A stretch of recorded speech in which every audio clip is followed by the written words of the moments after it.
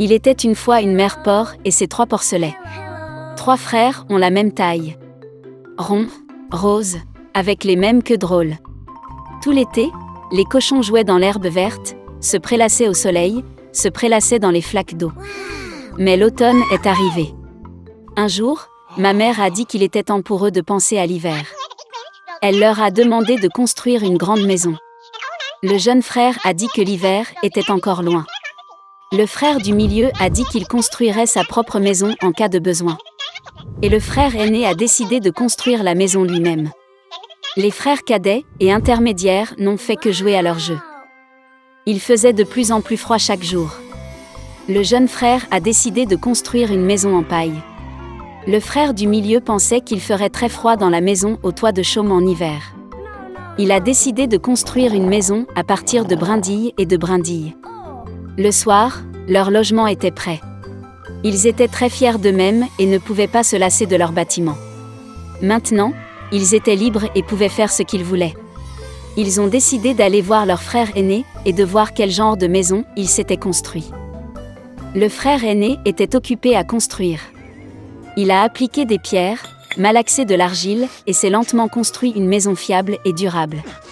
Les jeunes frères ont trouvé leur frère aîné au travail. Ils étaient très surpris du genre de forteresse qu'il construisait. Le frère aîné a continué calmement à travailler.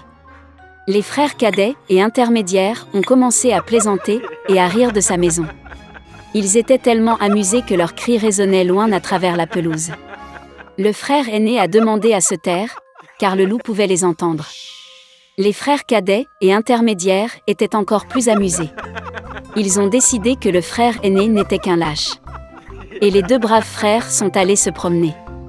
En chemin, ils ont chanté et dansé, et quand ils sont entrés dans la forêt, ils ont fait un tel bruit qu'ils ont réveillé le loup qui dormait sous le pin. Le loup mécontent et affamé se rendit à l'endroit d'où provenaient les hurlements de 2 cochons stupides. Les frères marchaient joyeusement et parlaient de la facilité avec laquelle ils traiteraient le loup. Et soudain, ils ont vu un vrai loup vivant. Il se tenait derrière un grand arbre.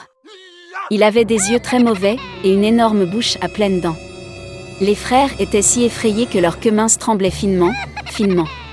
Le loup se prépara à sauter, il fit claquer ses dents et cligna de l'œil droit. Les porcs reprirent soudain leurs esprits, hurlant à travers la forêt, se précipitèrent pour s'enfuir. Soulevant des nuages de poussière, ils se précipitèrent chacun dans sa propre maison. Le jeune frère a couru vers sa hutte au toit de chaume et a claqué la porte devant le loup. Le loup grogna et demanda d'ouvrir la porte. Le jeune frère, par peur, ne put prononcer un mot.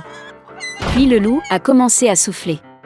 Le toit léger s'est instantanément envolé de la hutte au toit de chaume. Le loup prit une profonde inspiration et souffla une seconde fois, et la maison en chaume vola dans toutes les directions. Le loup était ravi, claqua des dents et se jeta sur son jeune frère. Mais le cochon esquiva habilement et courut. Il a couru à la maison du frère du milieu. Les frères réussirent à s'enfermer et se regardèrent avec consternation.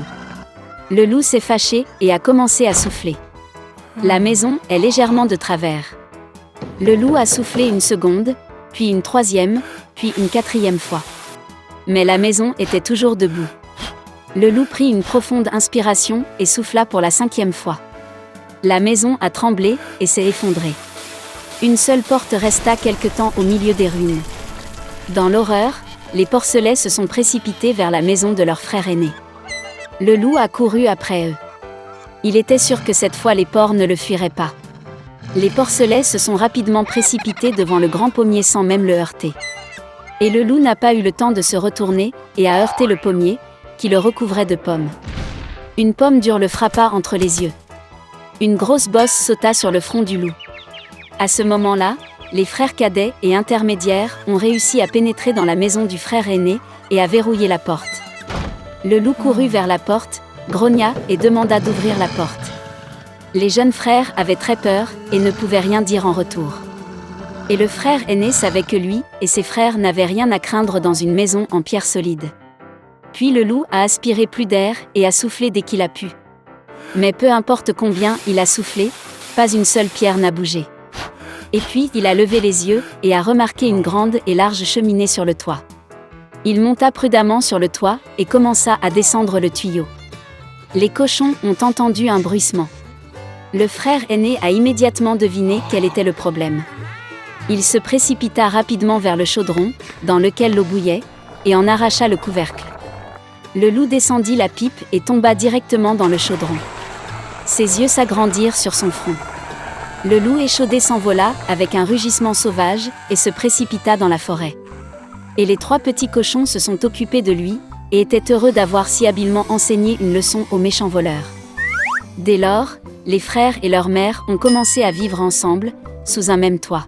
Une fois, il y avait un bûcheron avec 2 enfants et leur belle-mère. Le nom du garçon était Ansel, et le nom de la fille était Gretel. Ils vivaient si mal que parfois, il n'y avait même plus rien à manger.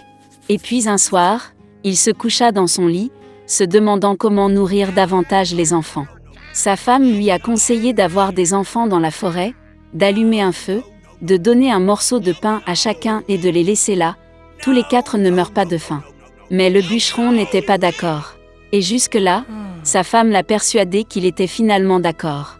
Et les enfants, à cause de la faim, ne pouvaient pas dormir non plus et ont entendu tout ce que leur belle-mère disait à leur père. Et quand les parents se sont endormis, Ansel s'est secrètement précipité hors de la maison. La lune brillait et les pierres blanches brillaient comme des pièces de monnaie. Ansel en a empoché autant qu'il pouvait.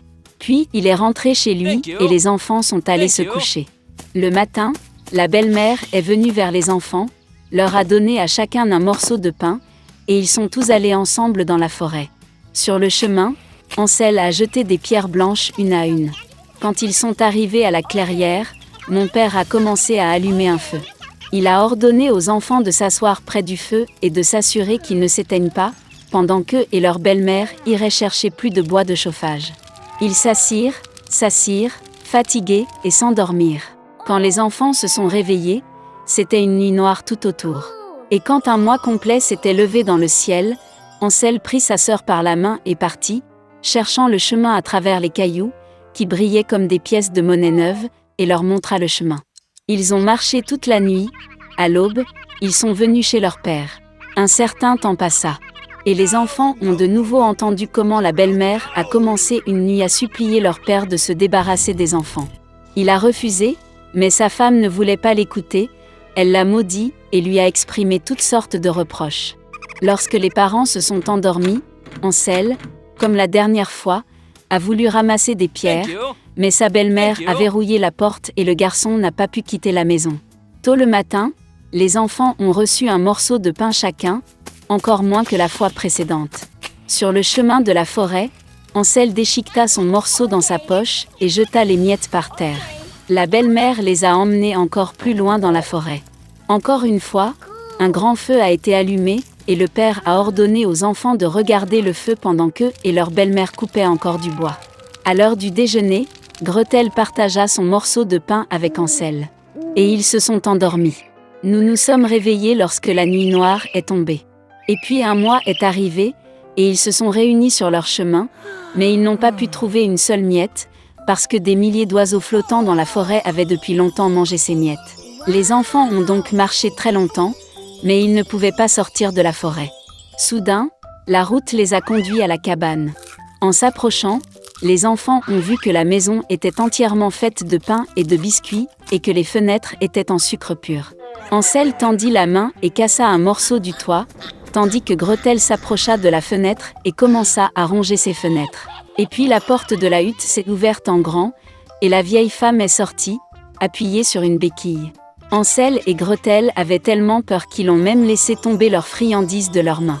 Et la vieille femme a été gentille et les a invités à sa hutte. Il y avait déjà de la nourriture abondante sur la table, du lait, des biscuits, des pommes et des noix. Après le dîner, la vieille femme fit 2 lits propres pour les enfants, et Ansel et sa sœur pensèrent qu'il était au paradis. Mais la vieille femme prétendait seulement être affectueuse, mais en fait c'était une méchante sorcière, qui construisit sa cabane à pain dans ce but afin d'attirer les enfants. Tôt le matin, pendant que les enfants dormaient, elle prit Ansel et le mit dans une petite cage. Et elle a ordonné à sa sœur de faire tout ce que la méchante sorcière exigeait d'elle. La vieille femme décida d'engraisser le garçon pour le manger plus tard. Gretel a donc commencé à cuisiner les plats les plus délicieux pour Hansel, et elle-même n'a eu que des restes. Un certain temps passa, et le garçon ne grossit pas. Puis la vieille femme ne voulut plus attendre et décida de cuisiner et de manger Hansel. Elle a ordonné à Gretel d'allumer le poêle et d'appliquer de l'eau. Lorsque le poêle s'est réchauffé, la vieille femme lui a ordonné de monter dans le poêle et de voir s'il faisait assez chaud. Elle a donc voulu pousser la fille dans le feu et la faire cuire. Mais Gretel savait ce qu'elle pensait. Elle a dit qu'elle ne savait pas comment y entrer et a demandé à la sorcière de se montrer. La vieille femme s'est fâchée et est montée dans le four. Puis Gretel la poussa et fit claquer le volet derrière la sorcière. Waouh! Comme la vieille femme hurlait alors. Gretel, quant à lui, se précipita vers Hansel et ouvrit la cage. Après avoir libéré leur frère, ils sont allés dans la chambre de la sorcière, dans laquelle il y avait des boîtes de perles et de pierres précieuses dans tous les coins, en ont rempli leurs poches et sont rentrés chez eux. Pendant plusieurs jours, les enfants cherchaient le chemin du retour. La forêt leur parut de plus en plus familière, et enfin ils virent au loin la maison de leur père. Comme il était heureux de voir ses enfants vivants. Hansel et Gretel versèrent sur le sol toutes les perles et pierres précieuses qu'il avait prises à la sorcière. Il n'y avait pas besoin de penser à la nourriture. Et ils ont commencé à vivre et à se réjouir. Et le père a chassé la méchante belle-mère de la maison.